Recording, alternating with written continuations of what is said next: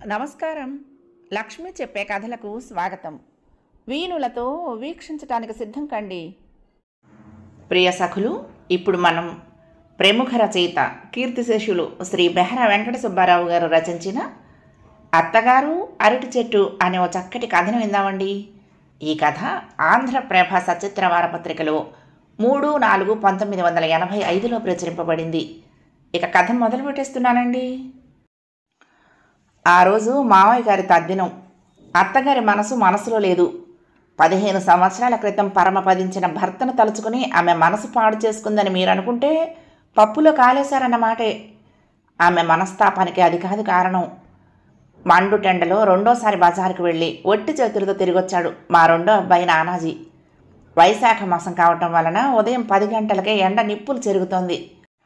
వాడు తెచ్చిన వార్త విని మరీ చిందులు వేయటం మొదలుపెట్టారు మా అత్తగారు. పెద్ద బజారు కూడా చూశాను మా అమ్మ, ఎక్కడ అరిటాకులు అమ్మటం లేదు, ఉసూరుమంటూ చెమటలు తుడుచుకుంటూ చెప్పాడు నానాజీ.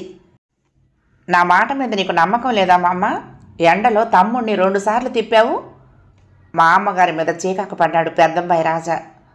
వాడు తెల్లారి లేచి బజారంతా తిరిగొచ్చాడు. పొద్దెక్కాక పల్లెటూర్ల నుంచి తెచ్చి అమ్ముతారని అత్తయ్య గారి ఆశ. మరొకసారి వెళ్ళమంటే వాడు మండి పడతాడని రెండో మనవణ్ణి 2 సార్లు ట్రిప్పుకు ₹1/2 చొప్పున లంచం ఇచ్చి పంపారు అత్తగారు. అరిటాకులు లేకుండా తద్దినం ఎలా? ఇది అత్తగారి మనసును వికలం చేసిన సమస్య. సుగుడా, మినప్పప్పు రుబ్బటం ఆపి పిలిచారు అత్తయ్య గారు. నేను కూరలు తరగటం ఆపి ఆమెకు దగ్గరగా వెళ్ళి నిలబడి చెప్పండి అన్నాను. వర్ధనమ్మ గారి పెరట్లో అన్ని చెట్లు ఉన్నాయి కదా, 2 ఆకులైనా దొరక్కపోతాయా, మరొకసారి అడిగితేను అన్నారు ఆశగా. ఉదయమే వెళ్ళి అడిగానండి. నన్నే పెరట్లోకి వెళ్ళి కోసుకోమన్నారు. 3 చెట్లు గెలలు వేశాయి. చిన్న చెట్లకు ఆకులు లేవు, మొండిగా ఉన్నాయి. 3 ఆకు కూడా లేదు, నేనే స్వయంగా చూశాను చెప్పాను. నిరుత్సాహపడ్డారు అత్తగారు. మా ఇంటి పక్కనే ఉన్న అచ్యుతలక్ష్మి గారి పెరట్లో 2 బారాల పొడవున పెద్ద పెద్ద ఆకులతో అరటి చెట్లు కనిపిస్తున్నాయి. కానీ ఏం లాభం, ఆమె ఎవ్వరికీ ఇవ్వదు. ఆకు కోస్తే అత్తం తగ్గిపోతుందని ఎవరో చెప్పారట. తాము అవసరం వచ్చినా కోసుకోమని, బజార్లో కొనుక్కుంటామని ఇదివరలో చాలాసార్లు మాటల సందర్భంలో చెప్పింది. ఆమెను అడిగినా ఇవ్వను అని నిర్మోహమాటంగా చెప్పేస్తుంది. తాను లీడింగ్ లాయర్ గారి భార్యనన్న అహంకారము అహంభావము ఎక్కువ. ఒకరి లక్ష్యం లేనట్టు మాట్లాడుతుంది. మాది సొంత ఇల్లే అయినా అరటి చెట్టు వేసుకునే భాగ్యం లేదు.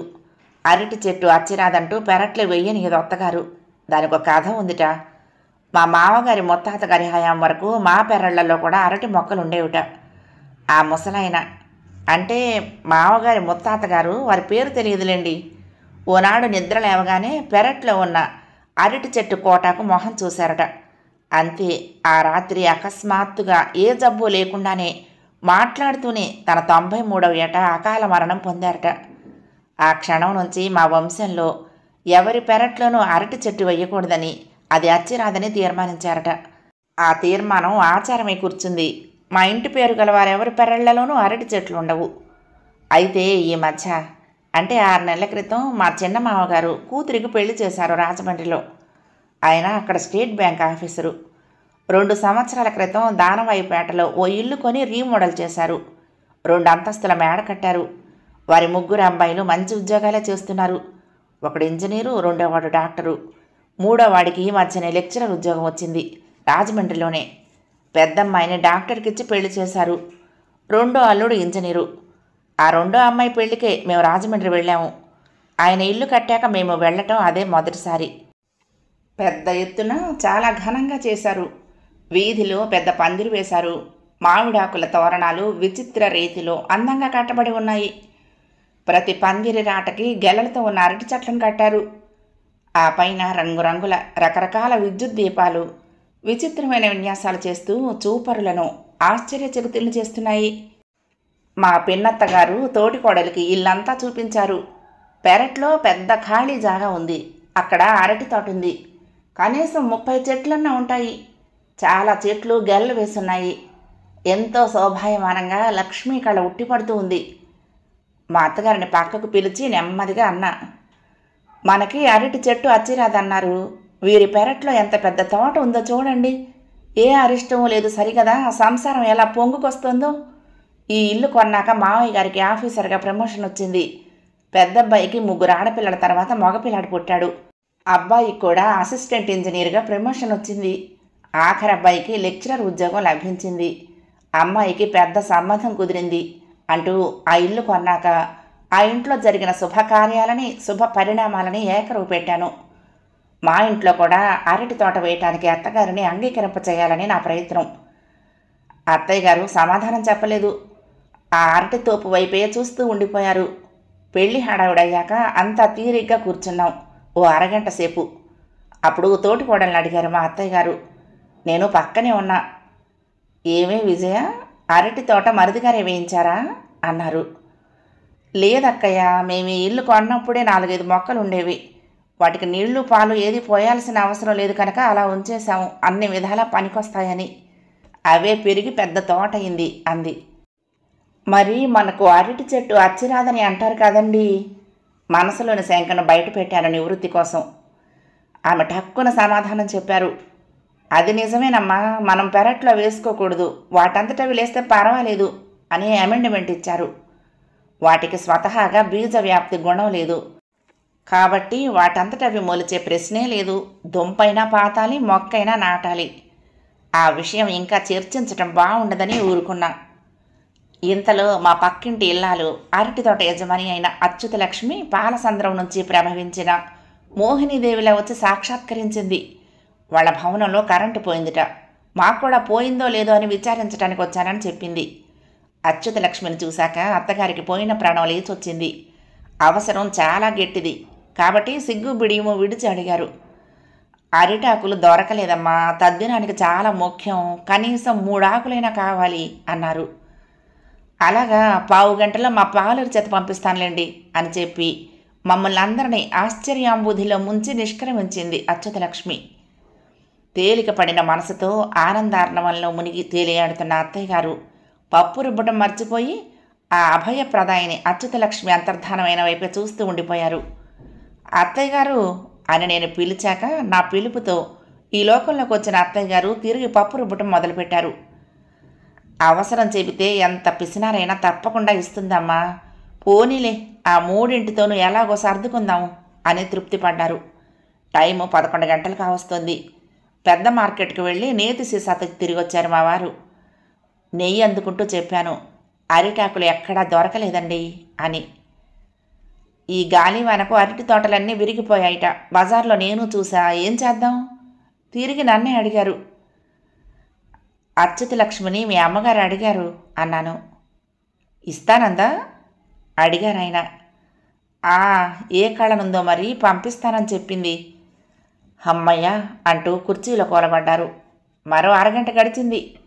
అచ్యుతలక్ష్మి గారి పనివాడు అప్పన్నొచ్చాడు వట్టి చేతులతో. బజారంతా తిరిగాను అమ్మగారు, ఎక్కడ అరిటాకులు దొరకలేదు. ఈ విషయం మీతో చెప్పమన్నారు మా అమ్మగారు చల్లగా చెప్పాడు. వాడు తెచ్చిన వార్త విని నిర్ఘాంతపోయారు అత్తగారు.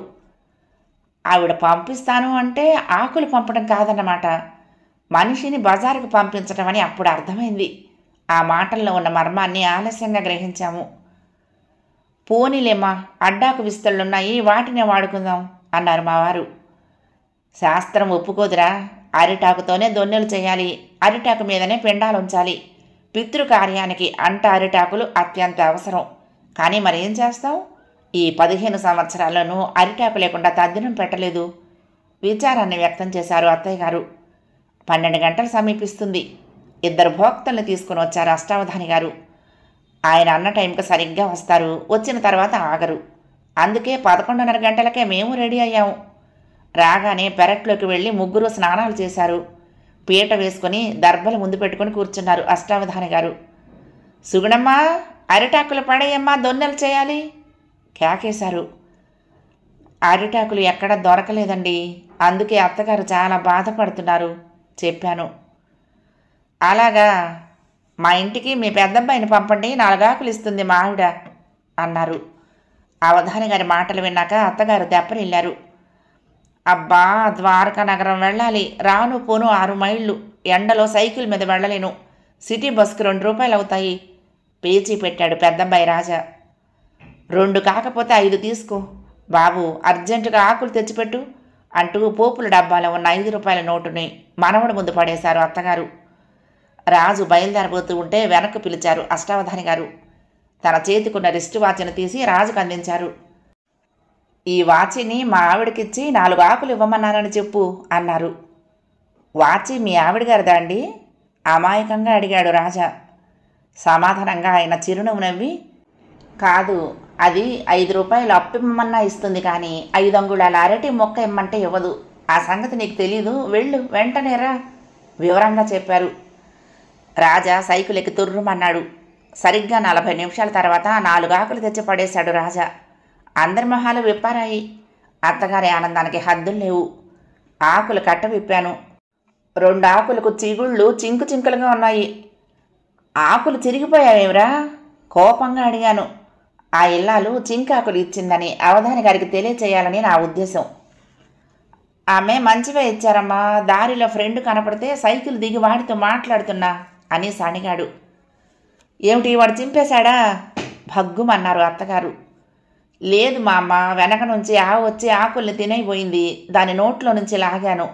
2 ఆకులు చిగుళ్ళు చిరిగిపోయాయి భయపడుతూ నెమ్మదిగా చెప్పాడు. ఆవే కదా, పర్వాలేదు, కడిగి వేగంగా తీసుకురా సర్ది చెప్పి తొందర చేశారు అవధాని గారు. 10 రోజులు గడిచాయి. ఆ రోజు ఉదయం పళ్ళు తోముకుంటూ పెరట్లో అటు ఇటు పచారులు చేస్తున్న నానాజీ గట్టిగా కేక వేశాడు. అమ్మ అన్నాడో మా అమ్మ అని పిలిచాడో సరిగ్గా అర్థం కాలేదు. గట్టిగా ఉంది కేక. ఏ పామో కనిపించి ఉంటుందన్న భయం వేసింది. నీళ్లు తోడుతున్న బాల్చీని గిలక మీదనే వదిలేశా. ఇంట్లో ఉన్న ఆయన గారిని రమ్మని కేకేసి నానాజీ దగ్గరకు పరుగు తీశా. నందివర్ధనం పూలు కోస్తున్న అత్తయ్య గారు నాకన్నా ముందుగానే నానాజీ దగ్గరికి వెళ్ళారు. ఏరా, ఏమైంది? కంగారుగా అడిగారు మనవణ్ణి. వాడు ప్రహరీ గోడికి బారెడు దూరంలో ఉన్న చిన్న జాజి మొక్క మొదల వైపు వేలుతో చూపించాడు. ఇద్దరము అటు చూశాము. ఒరే రాజా, సీతారాముడు, ఓసారి ఇలా రండర్రా కేక వేయటం అత్తయ్య గారి వంతైంది. 1 నిమిషం ఆగి తండ్రి కొడుకులిద్దరూ రాకపోవటంతో ఆలస్యాన్ని భరించలేక మరో కేక వేశారు. అర్జెంటుగా రండి, ఏం చేస్తున్నారర్రా లోపల అన్నారు. సగం సగం గెడ్డం షేవ్ చేసుకుంటూ చేతిలో రేజర్తో పరుగున వచ్చారాయన. ఆ వెనకనే వచ్చాడు రాజు. చేతిలో పెన్ను డొక్కులతో సిరా పోసుకుంటున్నాడు కాబోలు పాపం. చేతిలో సీర, బట్టల మీద సీర. వారిద్దరిని చూశాక నాకు నవ్వాకింది కాదు, పకాలను నవ్వేశా. సన్నజాజి మొక్క మొదలు చూపిస్తూ, అటు చూడండి అన్నారు అత్తగారు. ఆమె మొహంలో ఆనందం చిందులు వేస్తోంది. అదే, కొంప మునిగినట్లు పిలిచావు. బట్టల నిండా సీర ఒలిగిపోయింది. మామగారి మీద చికాకు పడుతూ తిరిగి వెళ్ళాడు రాజా. మా శ్రీవారి మొహంలోకి చూసా, వారి భావం ఎలా ఉంటుందోనని. ఆయన తన గడ్డాన్ని చూపించారు. బ్లేడు చెక్కుకుపోయి రక్తం చెమ్ముతోంది.